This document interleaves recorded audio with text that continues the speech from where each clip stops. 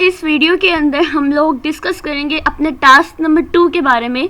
Task number 2 में लिखा हुआ है इसके स्टेटमेंट में, write the output of the following arithmetic programs. You know what, हमारी आउटपुट क्या आएगी आप लोग इसको देख के भी अंदाज़ा हो सकता है, लेकिन हम लोगों ने इसको शेल प्रोग्रामिंग बैश फाइल के थ्रू करना है, तो क्यों ना हम लोग इसको लिखना स्टार्ट करते हैं अपने जो हमारा टर्मिनल है उसके ऊपर, ठीक है, ताकि हमारे सारे कॉन्सेप्ट जो हैं इस लिहाज से क्लियर हो जाएं। ओके, टर्मिनल को हम ओपन करेंगे।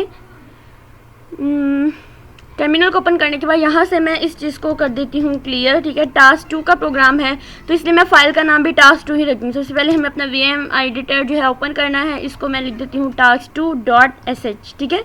हम आई प्रेस करेंगे कीबोर्ड से। अब सबसे पहले तो मुझे 2 वेरिएबल्स लेने हैं, ठीक है, जैसे आप लोग देख सकते हैं आपकी इसके अंदर सबसे पहले वेरिएबल 1 है, वेरिएबल 2 है, दोनों को वैल्यू उन्होंने असाइन कर दी है 10 10, ठीक है। तो हम लोग भी ऐसे असाइन कर देते हैं, variable 1 is equals to the 10, next variable 2 is equals to the 20, right. Next हम जाएंगे, हमें कुछ करने हैं अपने arithmetic operation perform, which is the सबसे पहले हमें ऐड करना है, फिर सब करना है, मल्टीप्लाई करना है, डिवीजन करना है, मोड करना है। ये सब डिवीजन मल्टीप्लाई ये सारे के सारे भी हमारे वेरिएबल्स ही हैं।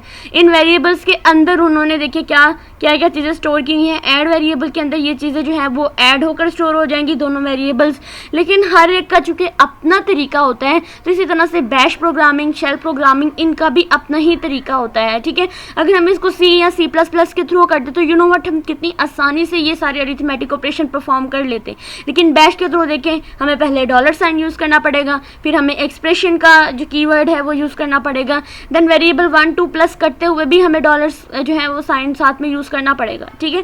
तो चलिए इसको पहले करते हैं, हम लोग अपने टर्मिनल पे राइट करते हैं।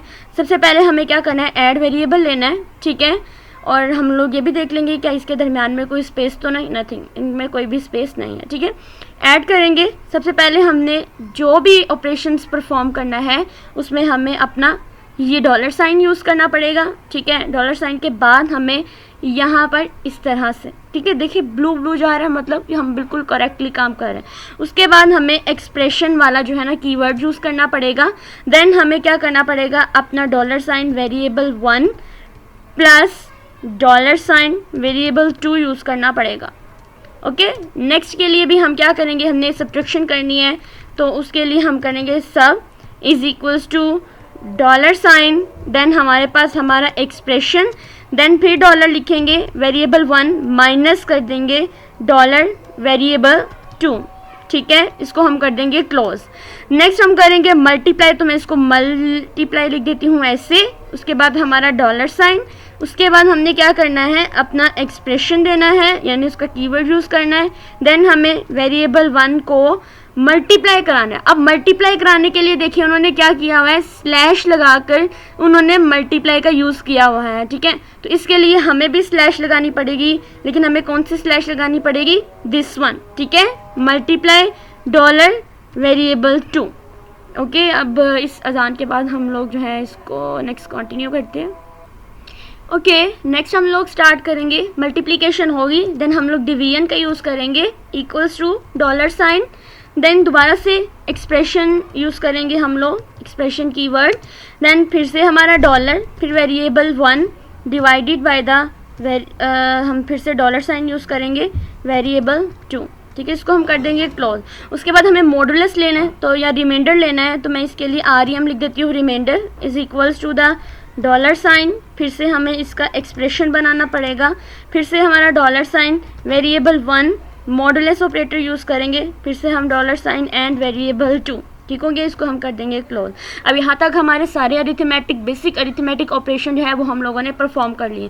अब बारी है हमें इनकी आउटपुट को जनरेट करने के लिए, ठीक है, ये तो उनकी कैलकुलेशन होगी, हमारी आउटपुट को जनरेट, जैसे इस मैनुअल के ऊपर हमारे पास आउटपुट देने के लिए इको का कीवर्ड यूज़ किया है ना, ठीक है, उन सारे वेरिएबल्स की हम लोगों ने आउटपुट डिस्प्ले करानी है, तो इसी तरह से हम लोग भी करेंगे। सबसे पहले हम लिखेंगे इको, ठीक है, इको स्पेस देंगे, इसके बाद हम लोग डबल कोट्स लिखेंगे, डबल कोट्स के अंदर हमने सबसे पहले लिखना है हमारा एडिशन हो, ठीक है, और उसके बाद हम लोगों ने क्या करना है, डॉलर साइन यूज़ करके एडिशन के लिए जो ऐड वेरिएबल ऊपर था ना ये वाला, इसको हम लोगों ने यहाँ पे ऐड करना है, इसको हम कर देंगे क्लोज।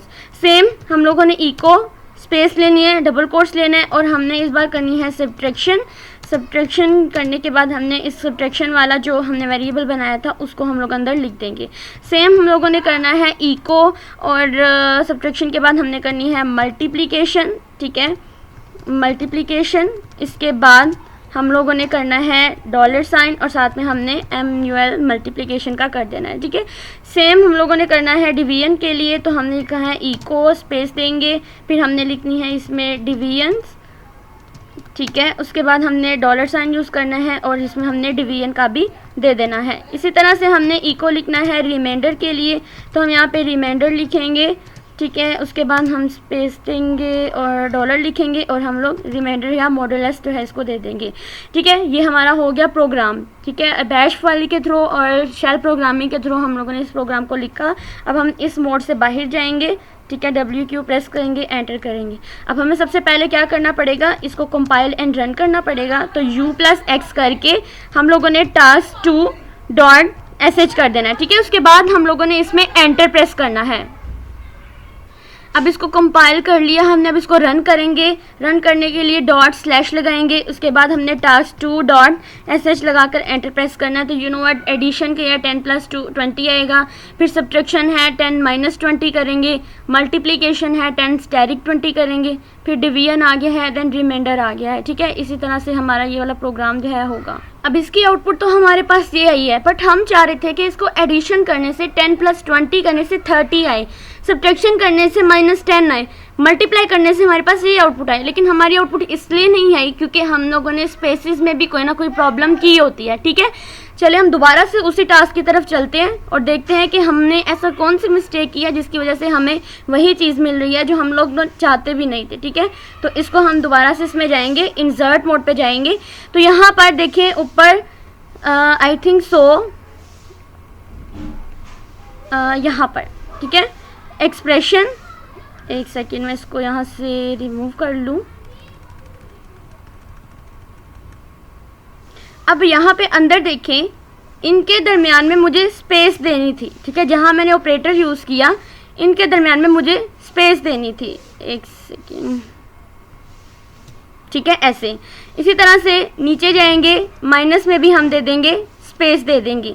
ऊपर वाले वेरिएबल में भी मैं वेरिएबल 1 जो है उसको ऐड करना था, ठीक है। इसी तरह से नीचे हर एक में हमें थोड़ी थोड़ी स्पेस देनी, एक टाइप की स्पेस देनी थी ताकि स्पेस देने से ये थोड़ा सा क्लियर हो जाए, ठीक है। अब ये साथ ही अगर लिखा जाएगा तब हमारे में एरर आएगा, ठीक है। मैं इसको ठीक करके आपको दिखाती हूँ। तो यहाँ मैंने इन सब के दरमियान में स्पेसेस जो हैं वो क्रिएट कर ली हैं, ठीक है। अब हम दोबारा से वापस बाहर बैक जाएंगे, WQ प्रेस करके दोबारा से हम लोग इसको कंपाइल एंड रन करके देखेंगे, ठीक है।